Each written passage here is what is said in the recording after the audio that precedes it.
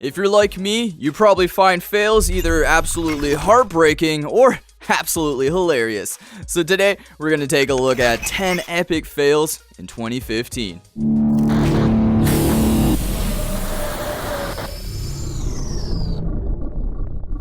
Although the concept of having an open world Mad Max game seemed like a good idea on paper, the execution left quite a bit to be desired. The game suffered from an uninteresting story and the same generic side missions that you can expect in almost every single open world game out there.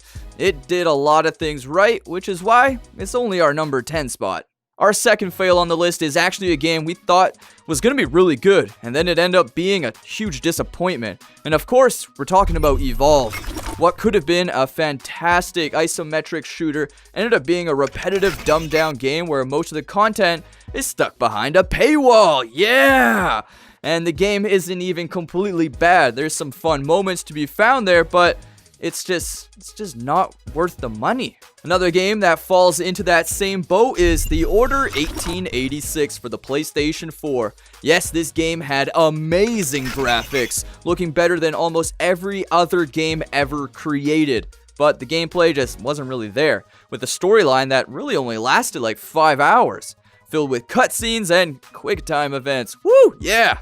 This game almost feels like a movie, which isn't bad per se, but it wasn't really marketed as a movie. This game proves that gameplay will always be king over graphics. Star Wars Battlefront. I know I'll probably get a little bit of hate for this because it's Star Wars and, well, I'm a huge Star Wars fan myself. Sure, the graphics and sound are breathtaking, but they were breathtaking in The Order 1886 as well. Let's keep that in mind.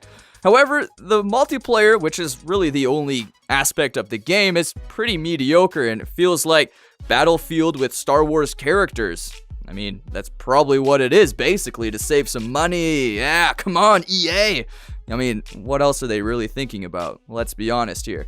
I mean, no single player and just a small amount of maps and, oh, $50 per season pass? Yeah, that sounds like a great idea. Let's make this a over $100 video game. I mean, the game isn't bad, but I'm definitely not buying it. Next one on this list is Mario Party 10. Woohoo! And which feels like Nintendo just clearly doesn't understand this franchise. Oh my god, this game was This game has innovated in zero ways and has less minigames than the previous Mario Party games. If you already have Mario Party 9 or 8 or 7 or 6 or 5, 4, 3, 2, 1, you know exactly what you're getting into, except it's a lot worse. It's just a whole lot worse, which is terrible. Come on. You're supposed to get better every single time, like Mario Kart, not just keep going back in time. There's just so many things wrong with Mario Party 10.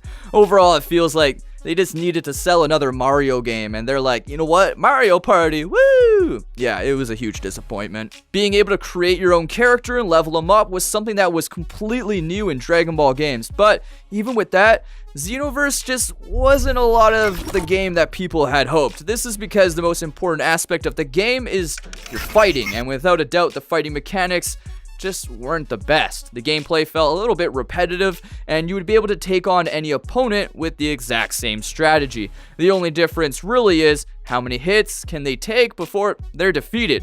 The game's leveling system starts to become pretty much of a grind pretty fast, and that's the last thing you want in a game. Sword Art Online Hollow Fragment was a big success on the Vita, but none of that success really transferred over to Sword Art Online Lost Song. Unfortunately, just like many other games on this list, it felt like a bit of a cash grab. I mean, I absolutely love Sword Art Online, and I know Rui absolutely loves this game, but overall I think the game was a little bit generic in terms of story, and the fighting itself was super simplistic, and the dungeons weren't that much of a challenge. Overall, this game could have been just so much more, especially on PlayStation 4. I felt like they had so much potential if they put in a little bit more money into it, and unfortunately, it just wasn't what I was hoping. Tony Hawk Pro Skater 5. Man, this was almost an insult to the name Tony Hawk.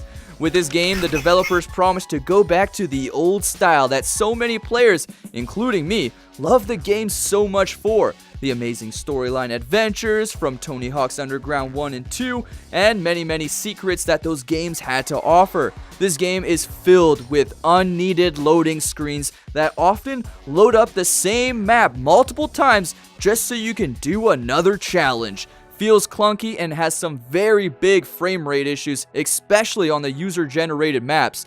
Too bad it had to be this way, Tony. You had an opportunity and you failed. I think it's safe to say that the game Godzilla went under the radar for a lot of gamers out there, and that's not without a reason. With a terrible story, clunky gameplay, and boring objectives, this may very well be one of the worst $60 games released this year.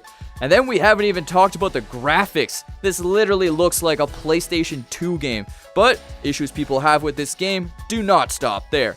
Unlocking new monsters on power-ups is a grind. Fighting other monsters is unbalanced to the point where you either kill them in 3 hits, or it's the other way around, and it takes you half an hour to finish a fight repeating the same attack over and over and over again. The fact that this game was $60 is absolutely disgusting. Blech, blech, blech. Literally puking in my mouth right now. Batman Arkham Knight may have been a very good game on the consoles, but the PC version, oh my god, what a disaster. Game crashes, FPS drops, missions not working properly, the list goes on. It was so bad that for the first time ever, a AAA game got pulled off Steam and was forced to offer unconditional refunds until the 31st of December this year. Although many things about the PC version have been fixed by now, everyone will always remember that this was one of the worst PC releases ever, and they'll think twice before they buy the next Batman game. So those were our top 10 fails in gaming in 2015. However, everyone's got their own idea of fails and what they think is funny or just downright heartbreaking. So let me know your top fail down below or tweet it at me at DavidBrownTV. Thanks for watching, everyone, and I'll see you next time.